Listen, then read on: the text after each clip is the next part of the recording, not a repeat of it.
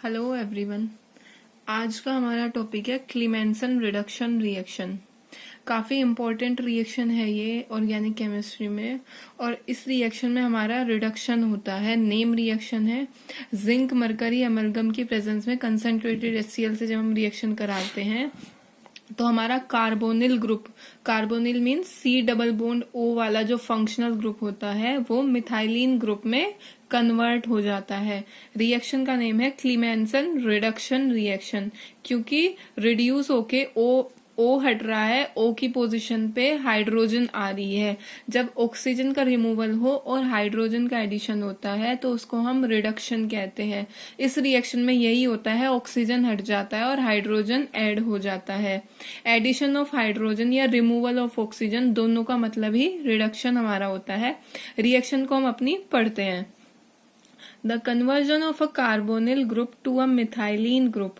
Carbonyl means C double bond O. Carbonyl में हमारे aldehydes and ketones आते हैं, तो एल्डिहाइड ग्रुप को या कीटोन ग्रुप को हम मिथाइलिन ग्रुप में, यानी C डबल बॉन्ड O हटे और इसकी जगह CH2 आ जाए, group by zinc amalgam and concentrated HCl is known as Clemenson's reduction.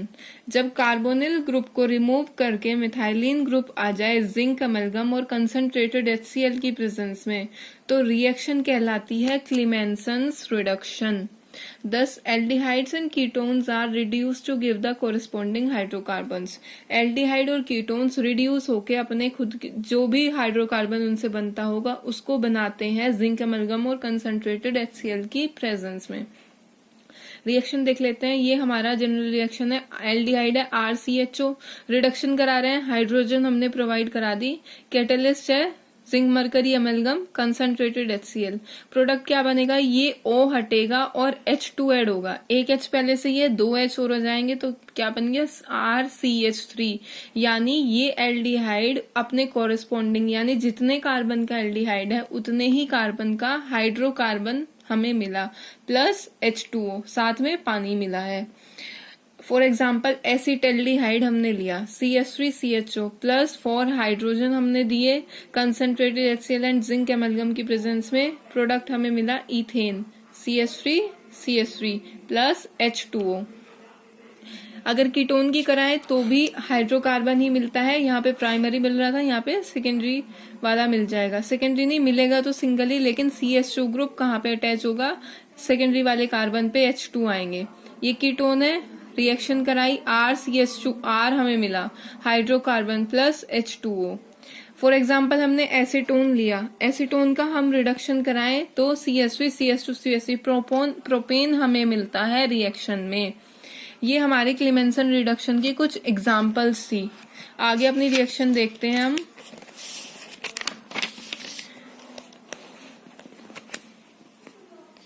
ये एसिटोफिनन है। बेंजीन रिंग पे जब COCH3 लगे तो एसिटोफिनन। रिएक्शन कराए जिंक मरकरी अमलगम की प्रेजेंस में कंसंट्रेटेड HCl, पानी निकल गया, वाटर निकल गया, तो हमें क्या मिला CH2CH3 लग गया, इथाइल बेंजीन हमें एज अ प्रोडक्ट मिली। साइक्लोपेंटेनोन पे कराते हैं तो साइक्लोपेंटेन मिलता है प्लस वाटर, यानी सिर्फ एक काम करना है, C डबल बॉन्ड O को हटाना है और O की जगह पे H2 आएगा, तो सिर्फ हाइड्रोकार्बन हमें बना देना है। रिएक्शन को याद करना है। मैकेनिज्म हम देख लेते हैं। बुक में भी मैकेनिज्म दिया हुआ है, आप अपनी बुक का मैकेनिज्म भी कर लेना अगर आपको इजी लगे। और एक और दूसरा मैकेनिज्म है वो मैं आपको करा देती हूँ। यह है क्लीमेंसन रिडक्शन। हमारा एल्डिहाइड हो या कीटोन हो, अगर यहाँ पे H होगा, टर्मिनल पोजीशन पे H है, यानी CO ग्रुप टर्मिनल पोजीशन पे लगेगा तो वो एल्डिहाइड होगा, बीच में लग रहा है तो कीटोन है। Zinc mercury amalgam concentrated HCl से कराया तो O हटा, 2 हाइड्रोजन जुड़ गए, RCH2R, ये हमारा हाइड्रोकार्बन बन गया। मैकेनिज्म देख लेते हैं। ये हमारे पास RCOR है। हमें पहले से ही पता है जो ऑक्सीजन होता है उसकी इलेक्ट्रोनेगेटिविटी ज्यादा होती है, तो डबल बॉन्ड में भी वो पाई इलेक्ट्रॉन्स को अपनी तरफ खींच के रखता है। यानी अगर लो इलेक्ट्रोनेगेटिविटी वाला एटम है और ऑक्सीजन प्रेजेंट है तो ऑक्सीजन इलेक्ट्रॉन पेयर को, शेयर्ड पेयर को अपनी तरफ को अट्रैक्ट करता है, जिसकी वजह से उस पर पार्शियल नेगेटिव और इस पे पार्शियल पॉजिटिव चार्ज आ जाता है।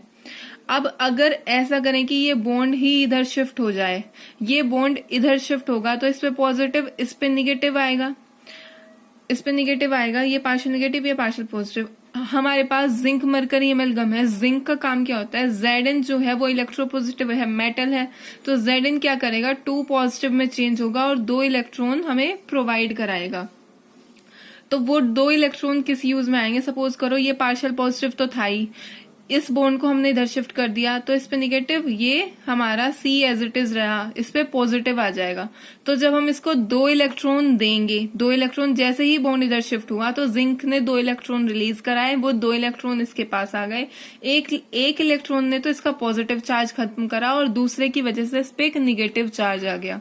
तो हमें क्या मिला, RC निगेटिव, RO निगेटिव, यानी दोनों निगेटिव है यहाँ पर हमारे। अब क्या होगा, हमारे पास HCl भी प्रेजेंट है। जरूरी थोड़ी ना है कि वहां पे सिर्फ एक ही HCl है, काफी सारे मॉलिक्यूल होते हैं। तो 2 HCl हमें मिले।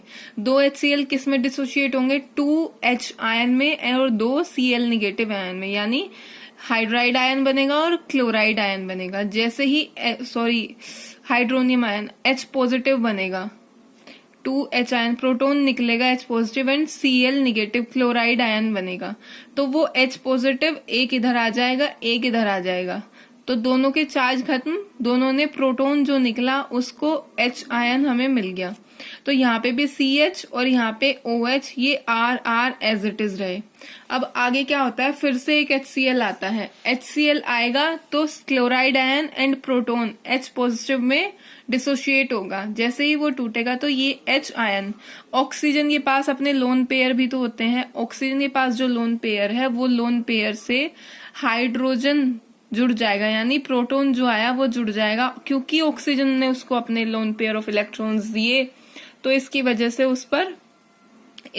उस ऑक्सीजन पे पॉजिटिव चार्ज आ गया। उस ऑक्सीजन पे पॉजिटिव चार्ज आ गया। हमें पता है O पे पॉजिटिव चार्ज काफी अनस्टेबल होता है। पहले भी मैं बता चुकी हूँ, अगर कहीं पे ऐसा कुछ मिले H2 और O पॉजिटिव तो एकदम से वाटर का रिमूवल हमें कराना होता है। जब भी H2O लगे हों और O पे पॉजिटिव चार्ज हो जो कि अनस्टेबल है, क्योंकि O इलेक्ट्रोनेगेटिव एटम है तो उस पे पॉजिटिव चार्ज उसको अनस्टेबल बनाता है, उसको डीस्टेबलाइज करता है। तो हम वाटर का रिमूवल यानी यहाँ से बॉन्ड तोड़ देंगे, बॉन्ड के इलेक्ट्रॉन ऑक्सीजन ले जाएगा तो उसका पॉजिटिव चार्ज खत्म हो जाएगा, यानी पानी निकल गया। अब वाटर का रिमूवल होते ही इस कार्बन पे पॉजिटिव चार्ज आएगा, ये बन गया कार्बोकेटायन RCHR, इस पे आया पॉजिटिव। वापस से क्या हुआ, जिंक मरकरी एमलगम प्रेजेंट है रिएक्शन में, तो वो एक और जिंक आया, वो जिंक 2 पॉजिटिव प्लस 2 इलेक्ट्रॉन उसने प्रोवाइड करे। जैसे ही वो 2 इलेक्ट्रॉन इसको देगा तो एक इलेक्ट्रॉन तो इसके पॉजिटिव चार्ज को खत्म करेगा, दूसरे की वजह से इस पे निगेटिव चार्ज आएगा। इस पे निगेटिव चार्ज आते ही RCHR, C पे निगेटिव चार्ज हमें मिल गया, ये हमको मिलेगा।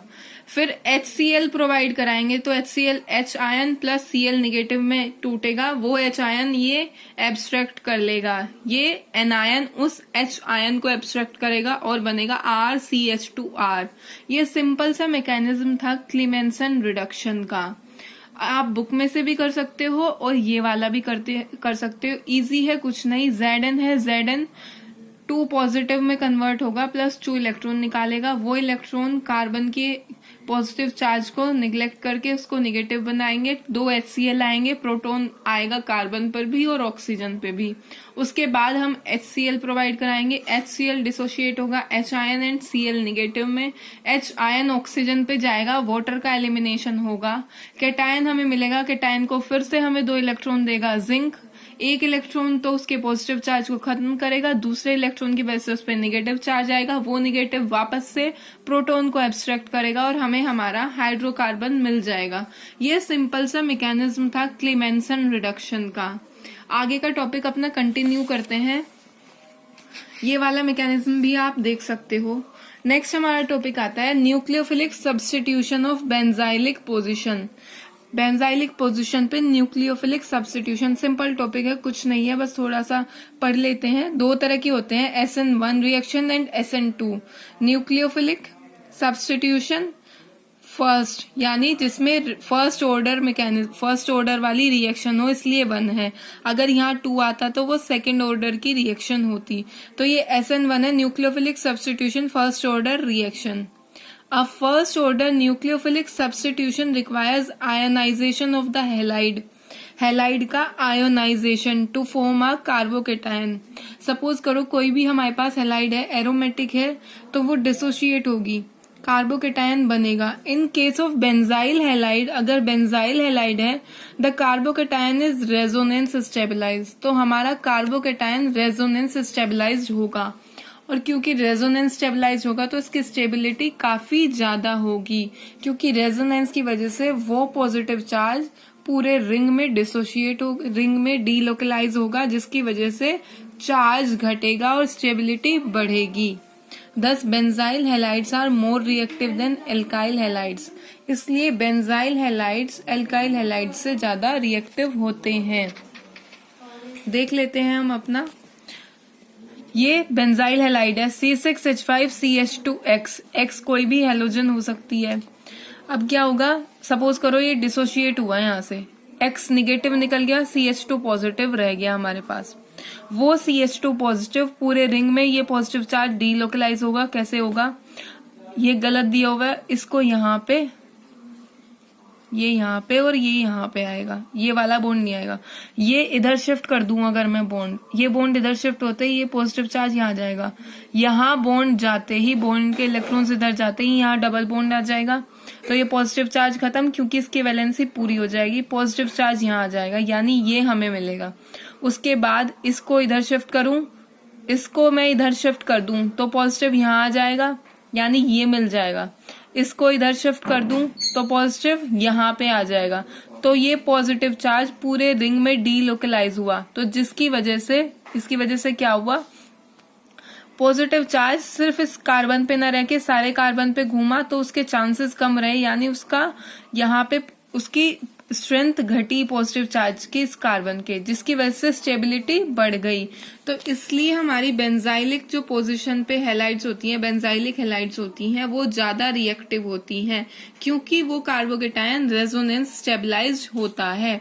प्रोडक्ट हमें क्या मिलेगा, न्यूक्लियोफाइल अटैक करेगा, न्यूक्लियोफाइल के अटैक करते ही यहाँ X की जगह NU आ जाएगा, न्यूक्लियोफाइल आ जाएगा, प्रोडक्ट मिला C6H5CH2NU।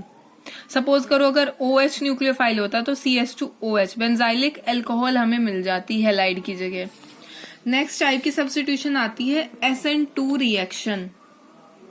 Benzyl halides are also 100 times more reactive than primary alkyl halides for SN2 reaction. जैसे SN1 बेंजाइलिक हैलाइड ज्यादा देती हैं, ज्यादा अच्छे से देती हैं, ज्यादा रिएक्टिव होती हैं, वैसे ही SN2 means nucleophilic substitution second order reaction, ये बायोमोलिकुलर होती है, और SN1 यूनिमोलिकुलर होती है, क्योंकि वहां पे रेट ऑफ रिएक्शन सिर्फ हमारे सबस्ट्रेट पे डिपेंड करता है, और यहाँ पे सबस्ट्रेट और न्यूक्लियोफाइल दोनों पे डिपेंड करता है। तो बायोमोलिकुलर रिएक्शन है, rate of order of reaction 2 है, सेकेंड ऑर्डर की है, तो ज्यादा रिएक्टिव होती है, 100 times फास्टर होती है, 100 times मोर रिएक्टिव होती है प्राइमरी एल्काइल हैलाइड से। कौन, बेंजाइल हैलाइड्स SN2 रिएक्शंस के लिए। This increase in reactivity is due to the presence of benzene ring at benzyl carbon। ये रिएक्टिविटी इतनी ज्यादा क्यों होती है, बेंजीन रिंग के प्रेजेंट होने की वजह से बेंजाइल कार्बन के पास। When benzyl halide undergoes SN2 reaction, जब बेंजाइल हैलाइड पे SN2 रिएक्शन होगी, SN2 रिएक्शन में हमारी ट्रांजिशन स्टेट बनती है। हम पहले भी SN1 SN2 पढ़ चुके हैं, SN1 में कार्बोकेटायन बनता है, SN2 में ट्रांजिशन स्टेट हमारी बनती है। तो जब बेंजीन कार्बन की वजह से, बेंजीन की वजह से जब बेंजाइल हैलाइड में SN2 रिएक्शन होगी, तो जो p ऑर्बिटल है which partially bonds with the nucleophile and the leaving group overlaps with the pi electrons of the ring.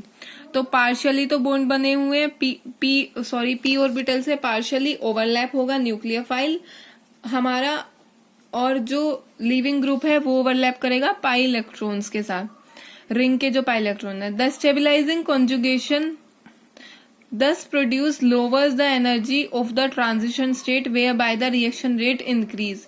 तो ये जो कॉन्जुगेशन हुआ इसकी वजह से जो हमारा रिंग है वो स्टेबलाइज हुआ, जिसकी वजह से ट्रांजिशन स्टेट की एनर्जी कम हुई। तो जो ट्रांजिशन स्टेट थी वो काफी स्टेबलाइज थी। जब स्टेबलाइज थी तो उसकी वजह से रेट ऑफ रिएक्शन हमारा बढ़ा, क्योंकि एनर्जी कम थी, रिएक्शन रेट बढ़ा। इसलिए जो बेंजाइलिक हैलाइड होती हैं वो SN2 रिएक्शन भी फास्टर देती हैं हमारी alkyl simple primary alkyl halide से। अपनी नेक्स्ट वीडियो में हम अपना नेक्स्ट टॉपिक कवर करेंगे, जो कि होगा बर्च रिडक्शन। काफी इंपॉर्टेंट रिएक्शन है। Thank you.